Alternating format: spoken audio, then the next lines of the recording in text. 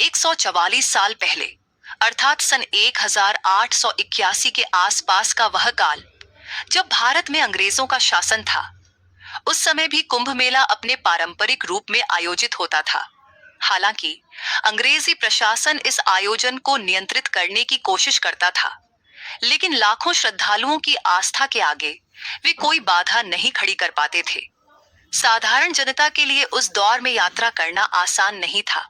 फिर भी लोग बैलगाड़ियों, पैदल, नावों या रेलगाड़ियों से जो कुछ साधन उपलब्ध होता था उसी से प्रयागराज पहुंचते थे। उसी कुंभ में एक दिव्य संत हुआ करते थे। उनके बारे में कहा जाता था कि वे गहन तपस्याओं में लीन रहते थे और ईश्वर भक्ति में उनका मन कभी विचलित नहीं होता था। उनकी आयु लगभग 60 वर्ष रही होगी। कहा जाता है कि उस कुंभ के दौरान एक अनजान पुरुष उनके शिविर के समीप आया। वह सामान्य दिखता था, लेकिन उसकी आंखों में कुछ दिव्यता झलक रही थी। साधु ने उस पुरुष को देखकर महसूस किया कि यह कोई साधारण मनुष्य नहीं है। उस पुरुष ने साधु के सामने हाथ जोड़कर प्रणाम किया और बोला, बाबा, मुझे आपका आशीर्वाद चाहिए। मैं भी कुंभ स्नान करने आया हूं, लेकिन इसके रहस्यों को पूर्णतया जानना चाहता हूं। मुझे कृपया यह समझाइए कि यहाँ स्नान करने का वास्तविक लाभ क्या है। साधु ने उस अपरिचित के प्रश्नों के उत्तर दिए और कहा, यहाँ स्नान करने से न केवल शरीर बल्कि आत्मा भी शुद्ध होती है, पापों का नाश होता है और व्यक्ति को मोक्ष का मार्ग सुगम दिखाई देता है। परंतु यह सब केवल बाहरी कर्मकांड से संभव नहीं है। इसके लिए मन की शुद्धि आवश्यक है, श्रद्धा और भक्ति आवश्यक है। इस पर वह अनजान पुरुष मुस्कुराया। उसकी मुस्कान में मानो कोई परम शांति व्याप्त थी। साधु को लगा कि इस पुरुष की आभा कुछ जानी पहचानी सी है, जैसे वे किसी अनकही स्मृति के तार खींचने की कोशिश कर रहे हों। दिव्य भेंट। क्या सचमुच शेषनाग ने दिया था दर्शन? आगे की कथा और भी रोचक है। कुछ समय बाद वही अनजान पुरुष दोबारा उस साधु से मिला और बोला, मैं कोई साधारण व्यक्ति नहीं हूं। मैं स्वयं शेषनाग हूं, जो भगवान विष्णु की आज्ञा से इस धरा पर, इस कुंभ में स्नान करने आया हूं। ये सुनते ही साधु अवाक रह गए। उन्हें अपनी आंखों पर विश्वास नहीं हुआ। ऐसा कैसे संभव हो सकता है? साधु ने जब उलझन भरी दृष्टि से उस पुरुष को देखा तो उसने धीरे धीरे अपनी दिव्य मूर्ति का दर्शन कराया। कहा जाता है कि एक पल के लिए उस पुरुष के पीछे सहस्र नाग फनों की छवि प्रकट हुई। इतने तेज प्रकाश और दिव्य ऊर्जा का संचार हुआ कि साधु को ऐसा लगा मानो उनका हृदय उछलकर बाहर आ जाएगा।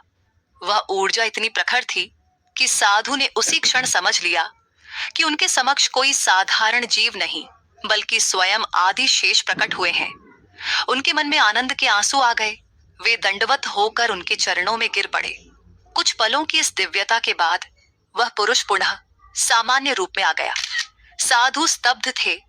उन्होंने कांपते स्वर में पूछा, हे प्रभु, आप स्वयं इस पृथ्वी पर क्यों पधारे और मुझे यह सौभाग्य क्यों दिया कि मैं आपके दर्शन कर सकूं?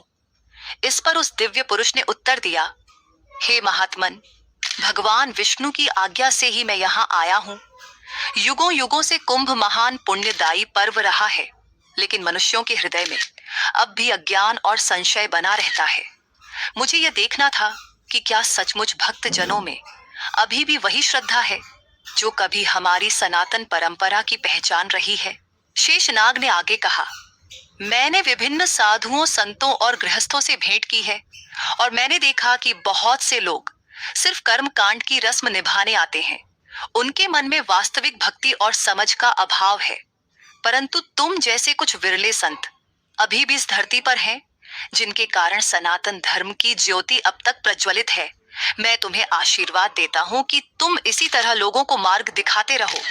साधु ने श्रद्धा पूर्वक उनका आशीर्वाद ग्रहण किया। उस क्षण वहां इतनी तेज प्रकाश कि साधु को कुछ क्षण के लिए बाहर की दुनिया का कोई भान ही नहीं रहा। उनके भीतर एक अद्भुत शांति और प्रसन्नता का संचार होने लगा। कहते हैं, साधु ने उसी अवसर पर शेषनाग से कुंभ स्नान का गूढ़तम रहस्य पूछ लिया, क्योंकि यदि स्वयं शेषनाग, जो कि अनंत नाग हैं और जिन्होंने असंख्य युगों को देखा है, वे यहाँ आए हैं तो जरूर इसमें कोई अत्यंत महत्वपूर्ण संदेश छिपा है। शेषनाग ने बताया, कुंभ स्नान सिर्फ जल में डुबकी लगाने तक सीमित नहीं है। यह तो एक संकल्प है, स्वयं को दिव्य चेतना के साथ जोड़ने का। इस कालखंड में ग्रह नक्षत्रों की स्थिति ऐसी होती है कि संपूर्ण सृष्टि में सकारात्मक ऊर्जा का उत्सर्जन बढ़ जाता है। जो भी श्रद्धालु इस दौरान पवित्र नदियों में मन की एकाग्रता और प्रार्थना के साथ उतरता है, उसे इस ऊर्जा का लाभ मिलता है। उन्होंने आगे समझाया, परंतु असली कुंजी यह है कि व्यक्ति अपने हृदय को कितना पवित्र कर पाता है। क्या वह दूसरों के प्रति प्रेम, करुणा और संवेदना का भाव रखता है? क्या वह सत्य, अहिंसा और धर्म का पालन करता है? यदि हाँ, तो यह स्नान उसे आध्यात्मिक रूप से प्रबुद्ध कर देता है, उसके भीतर के अज्ञान को दूर करने में सहायता करता है।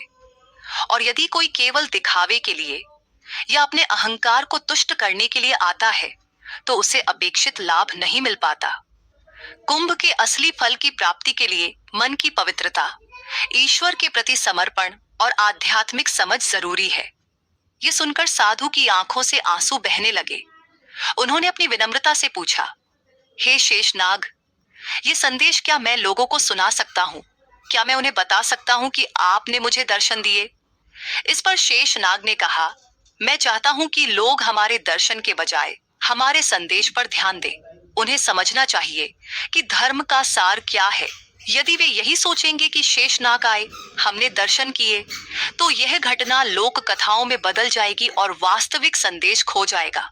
फिर भी यदि तुम इसे प्रकट करना चाहो, तो इतनी सावधानी जरूर रखना कि लोगों के हृदय में भक्ति और श्रद्धा जागे, न कि केवल चमत्कार की भूख। शेषनाग के इतना कहने पर साधु ने सहर्ष हामी भरी। प्रार्थना के साथ उतरता है, उसे इस ऊर्जा का लाभ मिलता है।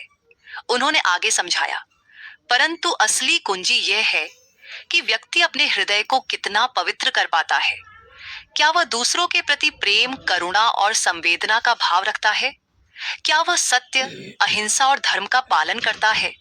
यदि हाँ, तो यह स्नान उसे आध्यात्मिक रूप से प्रबुद्ध कर देता है, उसके भीतर के अज्ञान को दूर करने में सहायता करता है। और यदि कोई केवल दिखावे के लिए या अपने अहंकार को तुष्ट करने के लिए आता है, तो उसे अपेक्षित लाभ नहीं मिल पाता। कुंभ के असली फल की प्राप्ति के लिए मन की पवित्रता, ईश्वर के प्रति समर्पण और आध्यात्मिक समझ जरूरी है। ये सुनकर साधु की आंखों से आंसू बहने लगे। उन्होंने अपनी विनम्रता से पूछा, हे शेषनाग, ये संदेश क्या मैं लोगों को सुना सकता हूँ? क्या मैं उन्हें बता सकता हूँ कि आपने मुझे दर्शन दिए? इस पर शेषनाग ने कहा, मैं चाहता हूँ कि लोग हमारे दर्शन के बजाय हमारे संदेश पर ध्यान दें। उन्हें समझना चाहिए कि धर्म का सार क्या है। यदि वे यही सोचेंगे कि शेषनाग आए, हमने दर्शन किए, तो यह घटना लोक कथाओं में बदल जाएगी और वास्तविक संदेश खो